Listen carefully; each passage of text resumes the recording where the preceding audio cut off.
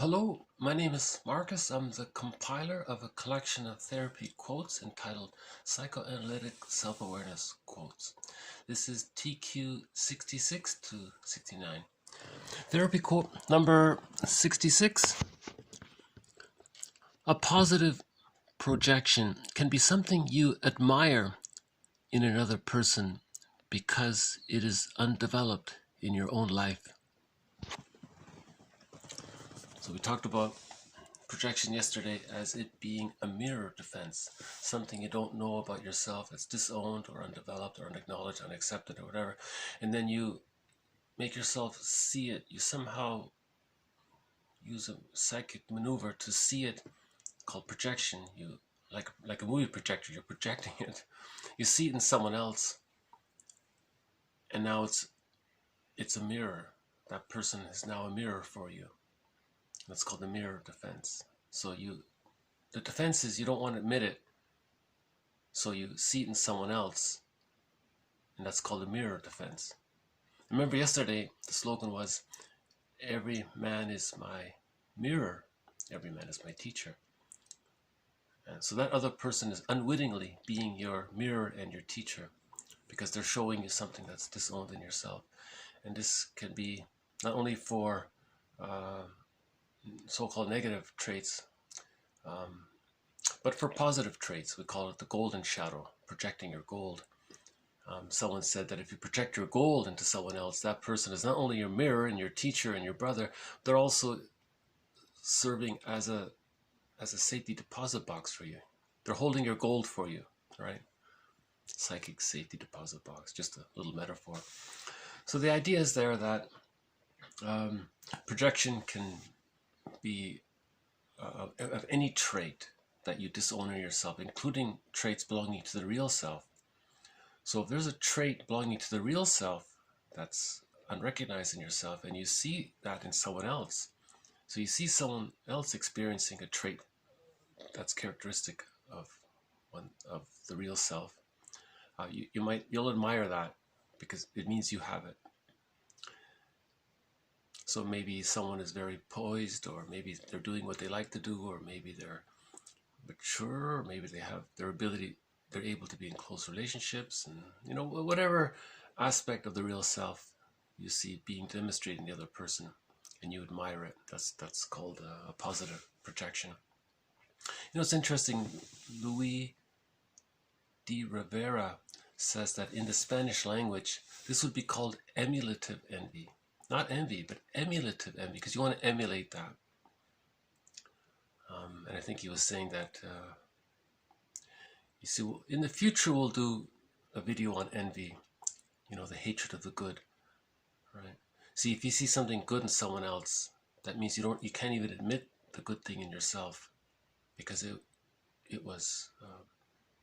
got rejected in childhood.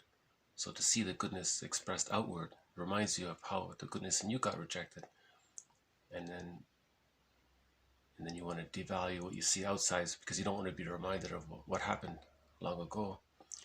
Mary Ashwin has a whole book on this, and there will be quotes from Edmund Burglar on this topic. So every man is my mirror, every man is my teacher, every man is my brother, which leads to 67. We are all alike, yet each and every one of us is special. The only difference is we have different ways of showing that specialness. We have special ways of showing how we are different, and that's what makes us all alike. So this came from a TV show. The character was doing some soul searching. She was interviewing people from all walks of life, and she discovered, we're really all alike. We're just finding our own unique ways to cope with human condition. So remember the Mark Twain quote: inside everybody there's a tragedy, a comedy, and a drama. That's our commonality, but we have our own unique little ways to cope with that, and that's why we're all alike. Once more. We are all alike, yet each and every one of us is special. The only difference is we have different ways of showing that specialness. We have special ways of showing how we are different. And that's what makes us all alike. So this is also that Ubuntu philosophy. I think it's Ubuntu or Ubuntu. It's a traditional philosophy from Africa which says that we find our humanness in our humanity. So remember the quotes, you know, when you know someone's backstory, you know someone's secret history, so you know the humanity, then you find the humanness. So remember Mark Twain, we all have a tragedy, a comedy, and a drama within. That's the human. We're all victims of the human condition, right? So the tragedy could be prenatal trauma, birth trauma, situational trauma, developmental trauma, intergenerational trauma. There can be school shock. You know, one person wrote an article. He said that you know, if the child is too sheltered or in the home, and suddenly he goes to the kindergarten and it's chaotic there, maybe that contrast was a shock to them, and then the teacher says he has a learning disability. The author says he doesn't have a learning disability, he's suffering from school shock. You know, he was shocked, he was overwhelmed, he had an emotional tsunami, and he had to escape, flight in his mind. He disassociated, so he's not paying attention, so people think he has a learning disability. He doesn't have a learning disability, he's experiencing school shock. You see, so we have all of these different traumas. That's the humanity, and we have different ways of managing this, and that's our commonality. So we're all alike. We all suffer to one degree or another some of these different various traumas, and we're all coping with it. So on the surface, grief wears many masks. So on the surface, there's little differences, but underneath, we're all human. We're all human.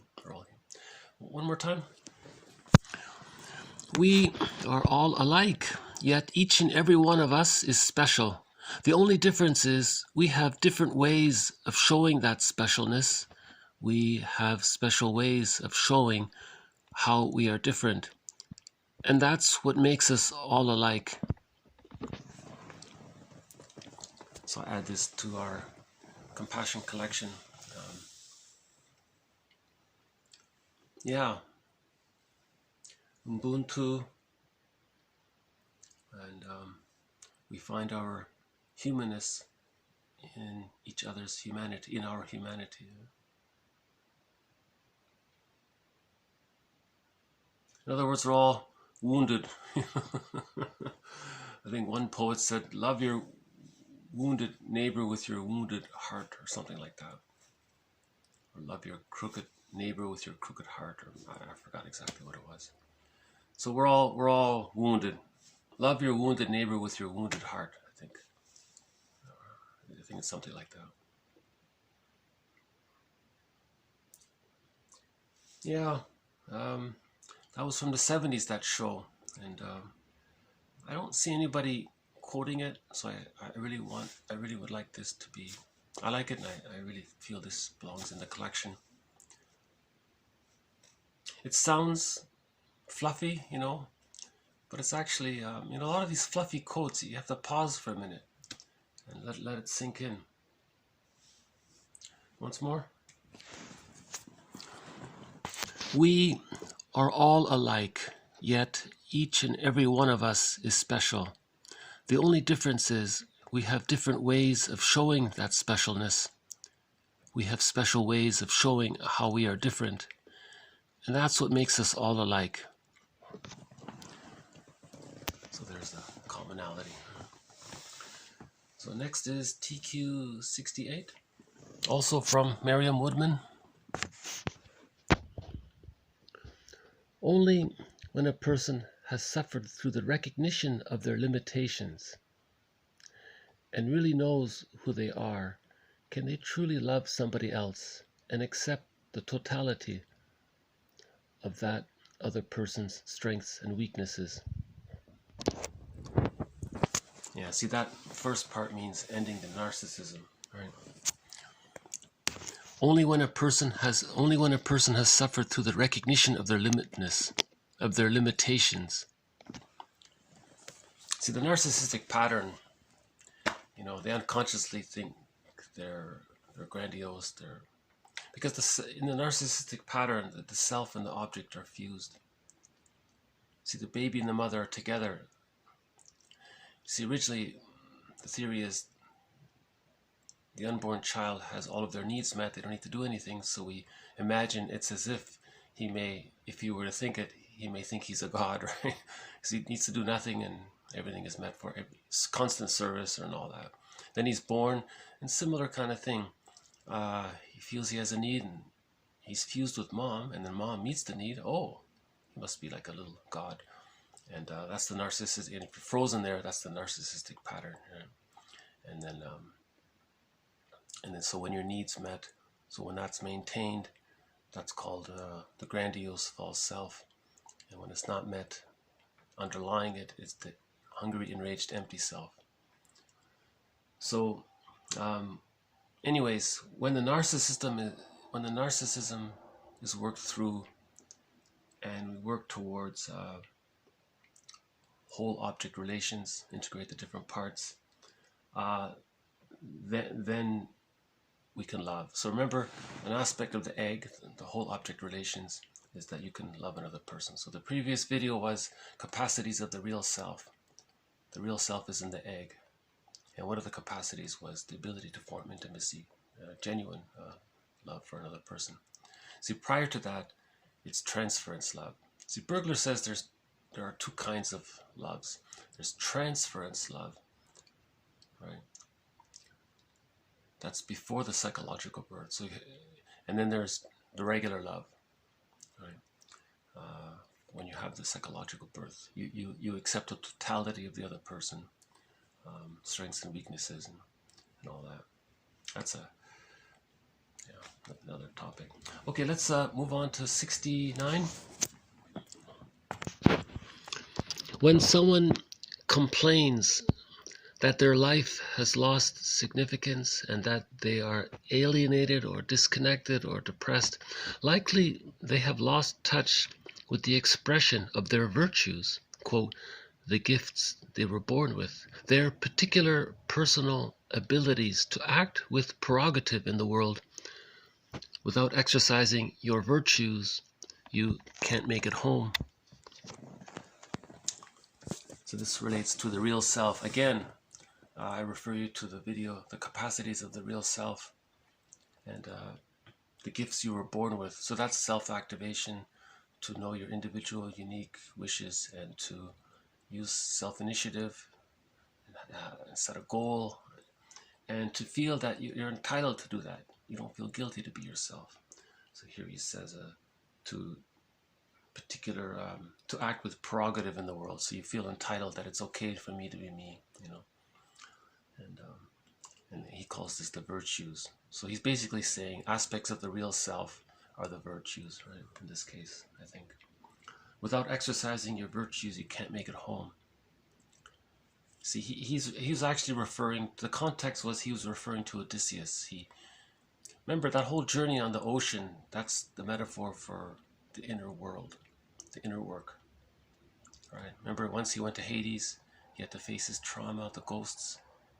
You see, the trauma is in that timeless place, and they said Hades, those ghosts live forever. It's that timelessness. So you have to face that, and you want the ghosts to become ancestors. You want to face that, right? And so to make it home, that's that embodiment. Your feeling self is reunited with you. Marion Woodman calls that the inner marriage. People call it the embodied self, embodied living, and all that. Right? So it's you're very comfortable in your own skin, and you're not using these primitive infantile defense mechanisms anymore. That's what the baby does to survive. Right? And we had a quote about that yesterday as well. Okay, I'll just maybe run through the 4 once more.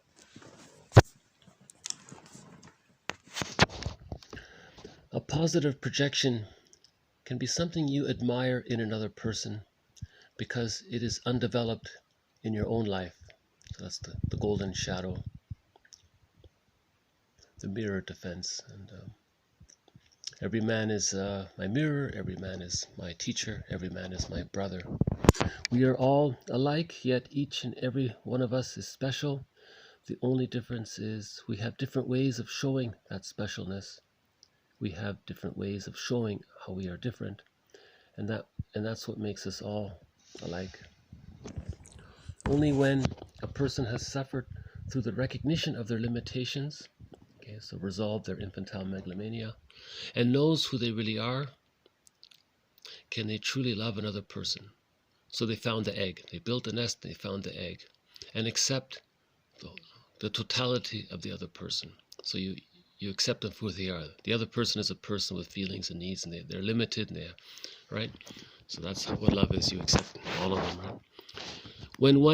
When someone complains that their life has lost significance and that they are alienated or disconnected or depressed, likely they have lost touch with the expression of their virtues, quote, the gifts they were born with, their particular personal abilities to act with prerogative in the world.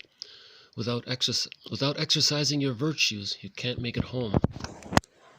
Okay, so you can't make it home. You can't be happy, right? Remember, unhappiness is a malady of the personal synthesis. So in this last one, if the person feels, things are meaningless, he's bored and all that, because he hasn't found his egg, right? He's caught in the defensive mode.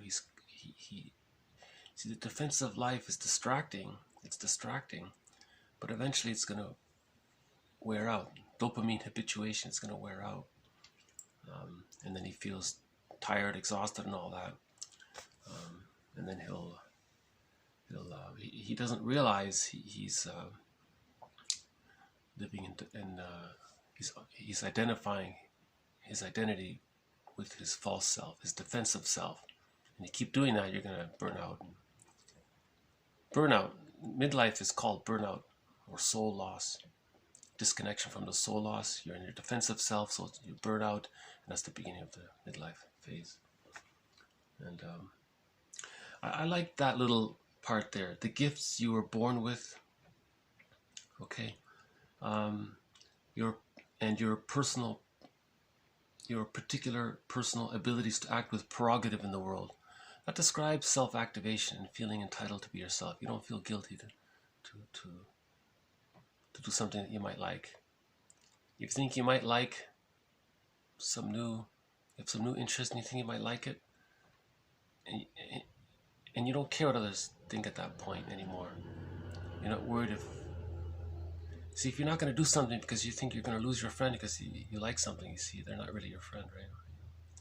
See, true friendship is that third quote, you accept their journeys. Right? Remember yesterday, Jill and Jane, Jill conspired to keep Jane down, and to use Jane as a scapegoat to carry away her unwanted emotions. See, that's not really friendship, right? Yeah. So let's do that last one more time. This comes from the book on Odysseus. When someone complains that their life has lost significance and that they are alienated or disconnected or depressed, likely they have lost touch with the expression of their virtues, aspects of the real self, the gifts they were born with, okay, the contents of their egg, their particular personal abilities, okay, your natural gifts to act with prerogative, okay, so you don't feel guilty, you've resolved unconscious guilt. Without this, you don't feel at home. You don't make it home. There will be more quotes on Odysseus in the future. Okay, so I think these 4 quotes are also good ones. First one talked about an example of projection being a mirror defense. Every man is my mirror. Every man is, therefore you're learning from them. And if it's a positive projection, that person is even holding your gold for you, right? And we can call this emulative envy. You want to emulate the positive trait. You want to learn from it. So you're accepting it. And if that's too difficult and you hate it, you hate that good thing you see, and that's envy. That means you really, your real self really got squashed early on. And therefore it's too painful to even see a representation of goodness outside. So like I said, envy will be for a future video. And yeah, the second quote, the Ubuntu, I'm calling this the Ubuntu quote. We find our humanness in our humanity. We find our humanness in the recognition of our pain. And the third one sort of offered a reminder of the two different types of love. So if you're caught in the narcissistic pattern or any of the patterns related to the insecure attachment style, then you're loving somebody. When you're loving somebody, it's called transference love. It's not really love. You know, Bergler says neurotics don't love really. They're only capable of transference love. The only emotions they can experience in love are the emotions related to transference love. When you reach whole object relations, you synthesize the different parts. You did the shadow work, you build a nest. Then you can have genuine love with whole object relations.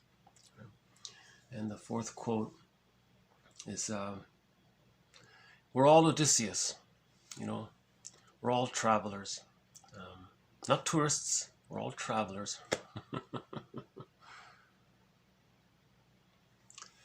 Okay, thank you very much. This has been TQ 66 to 69. See you next time.